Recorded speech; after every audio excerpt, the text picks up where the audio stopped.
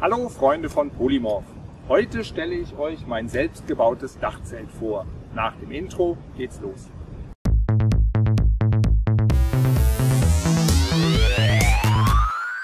Das aerodynamische Design, welches stark an die Arbeiten Luigi Colanis erinnert, schmiegt sich mit seinen fast 2,15 Metern Länge, gut 1,20 Meter Breite und 33 Zentimetern Höhe elegant an das Dach des Ford Focus Turnier. Okay, Spaß beiseite. Mit meinen bescheidenen Mitteln und in Anbetracht der Zeit war mehr als eine eckige Kiste nicht drin. Gekostet hat die gesamte Konstruktion ohne Innenausstattung knapp 800 €. Die Wanne besteht aus Siebdruckplatten, der Deckel aus einer Polycarbonatplatte in Aluminium gefasst und der Zeltteil ist auf 2 Holzrahmen aufgespannt und muss nach dem Öffnen des Deckels nur noch ausgeklappt werden. Und da man von außen nicht viel sieht, wechsle ich in die Point-of-View-Perspektive. Dazu habe ich mir meine SoCam Ultimate an den Kopf geschnallt.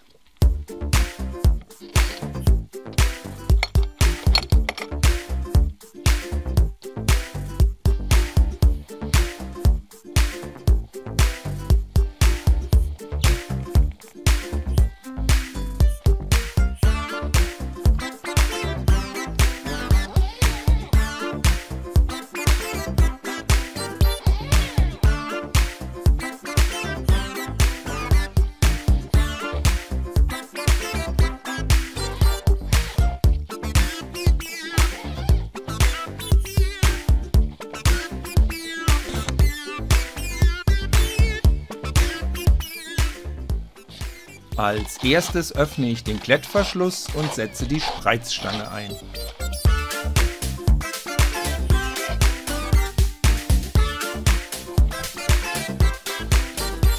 Zur Befestigung habe ich abgesägte Abschlusskappen für das Vierkantrohr an die Holzrahmen geschraubt. Zum Einsetzen wird der Deckel an einer Ecke kurz angehoben und nach dem Absetzen sitzt die Stange passgenau. Anschließend wird der Klettverschluss geschlossen. Mit der zweiten Hand unterstütze ich von außen.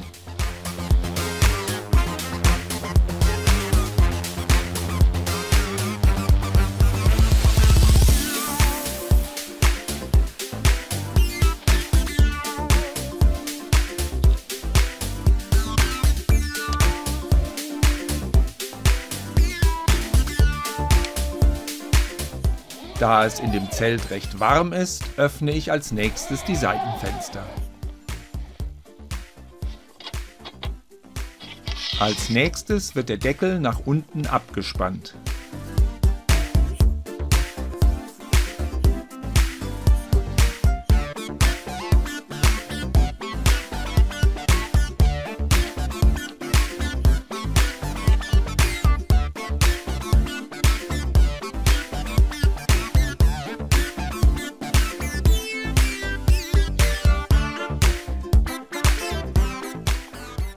Das sichert den Deckel gegen Windböen und hält das rückwärtige Zelt an der Bordwand.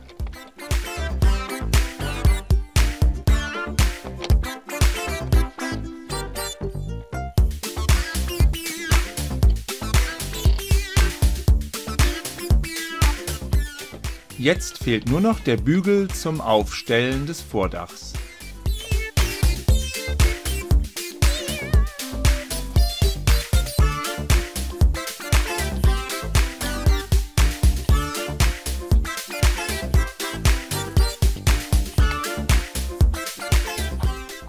Das Dach hängt etwas lose, an die Enden werde ich später noch 2 Gewichte hängen.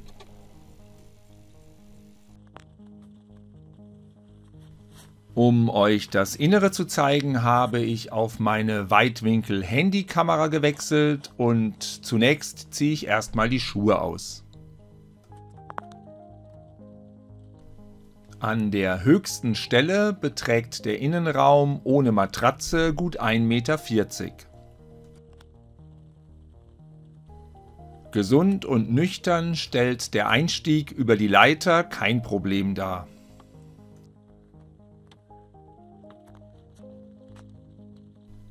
Zur besseren Durchlüftung habe ich in die Tür ebenfalls ein Fenster integriert.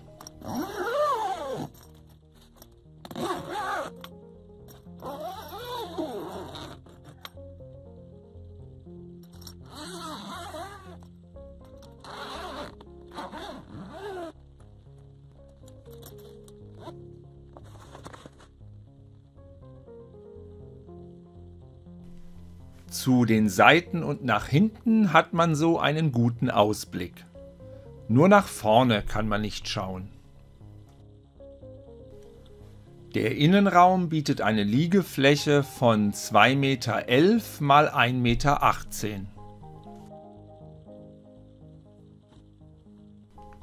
Ganz vorne verbirgt sich ein wichtiges Utensil, falls man mal ein dringendes Bedürfnis hat, aber nicht aus dem Zelt kriechen möchte. Die Geräusche, die ihr hört, verursacht der einsetzende Regen. Um rechts Platz für meine Kleidung zu haben, hier vorne die Hosen, hier Unterwäsche und Socken, das sind One-Size-Socks, die mir eine finnische Freundin geschenkt hat. Bei kalten Füßen wirken die wahre Wunder. Schlafanzug, Hemd, T-Shirts. Hier sind die Handtücher und Taschentücher untergebracht und in der ersten Box die Schuhe. Um all das unterbringen zu können, habe ich nur eine 90 cm Matratze eingelegt. Die Seitenwände sind 30 cm hoch und da der Deckel nur ungefähr 5 cm in Anspruch nimmt, bleiben darunter 25 cm Füllhöhe. Da der Regen stärker wird und es zum rechten Fenster hineinregnet, schließe ich dieses fast ganz. Das linke Fenster kann ich offen lassen. Mit meinen 1,93 Meter Körpergröße habe ich ausreichend Platz.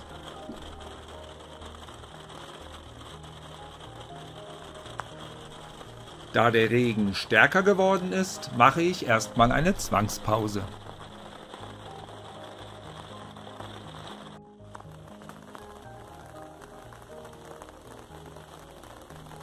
Ohne die geplante Abspannung durch zwei Gewichte sammelt sich auf dem Vordach Regenwasser. Ich habe mich bewusst gegen eine feste Abspannung und für diese Bügellösung entschieden, denn wenn ich den Bügel innen nach oben ziehe, kann ich rechts und links die Reißverschlüsse schließen und habe so die Rückwand komplett geschlossen.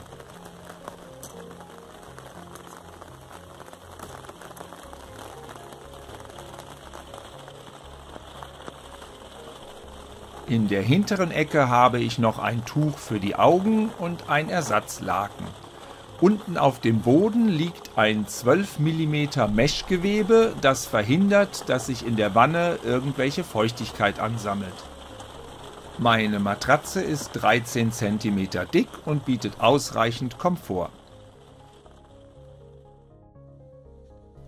Wenn ich alleine stehe, lasse ich die Leiter nachts nicht draußen. Jetzt muss ich sehen, dass ich sie mit einer Hand einholen kann, ohne sie fallen zu lassen. Ich lege sie rechts auf die Kisten drauf, dort liegt sie sehr stabil und stört mich in der Nacht nicht.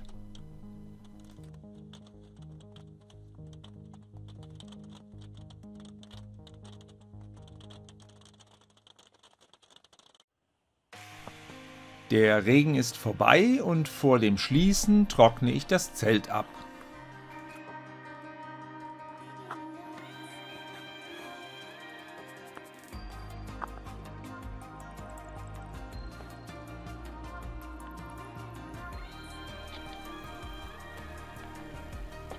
Der Zusammenbau erfolgt dann in umgekehrter Reihenfolge.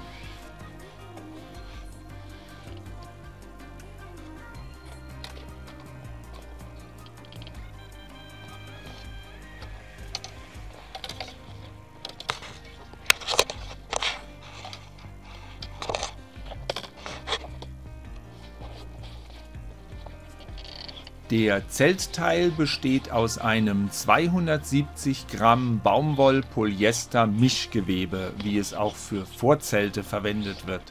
Es ist nicht imprägniert und dichtet sich selber ab.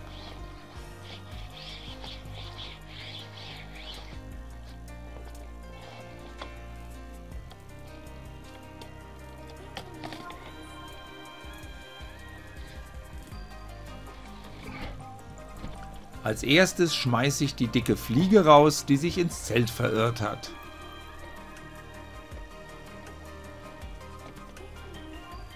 Die Kopfkissen kommen wieder ans Fußende, dort ist der meiste Platz und sie stören am wenigsten.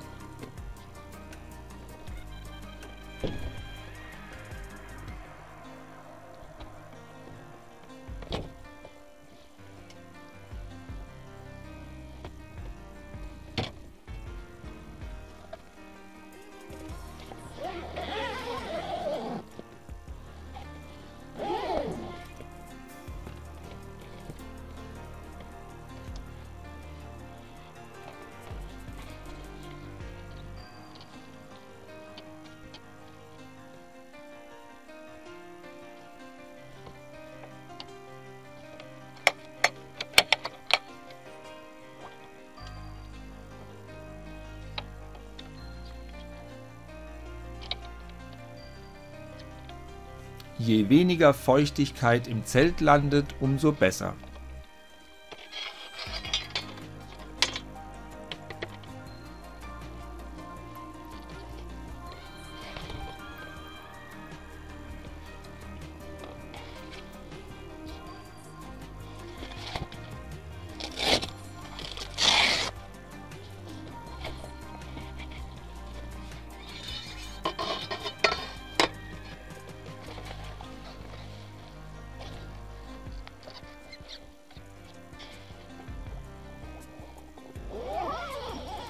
Damit sich das Zelt sauber zusammenlegt, schließe ich alle Reißverschlüsse.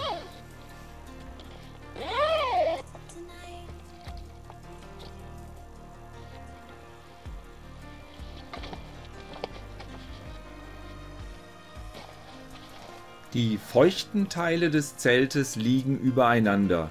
So ist sichergestellt, dass die Feuchtigkeit nicht unten im Bett landet.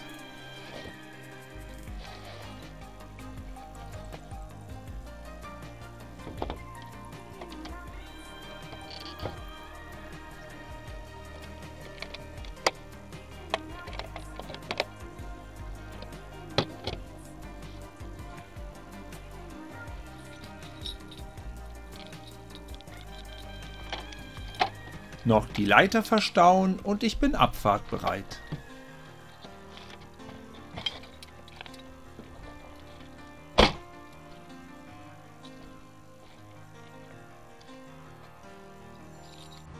Für die Abmoderation habe ich das Zelt nochmal aufgebaut. Es ist eine kurze Regenpause, dann kann es nochmal abtrocknen, weil man sollte es nicht nass zusammenpacken.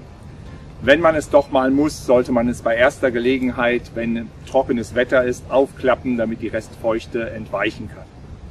Mit diesem Zelt werde ich jetzt ein wenig in Deutschland unterwegs sein. Ich werde alternative Wohnprojekte besuchen und in Repair-Cafés meine Arbeit mit Polymorph vorstellen. Wenn ihr das nicht verpassen wollt, abonniert den Kanal. Und wenn ihr meint, andere sollten von meiner Arbeit erfahren, dann würde ich mich sehr freuen, wenn ihr die Videos teilt. Für heute sage ich Tschüss. Da ich das Zelt nach dem Trocknen wieder zusammenbauen muss, habe ich es noch einmal von außen gefilmt. Den Bauprozess habe ich in großen Teilen dokumentiert, vor allem das Nähen des Zeltteils. Dazu werde ich in den nächsten Wochen weitere Videos veröffentlichen, damit jeder, der Interesse hat, das Zelt so oder so ähnlich nachbauen kann.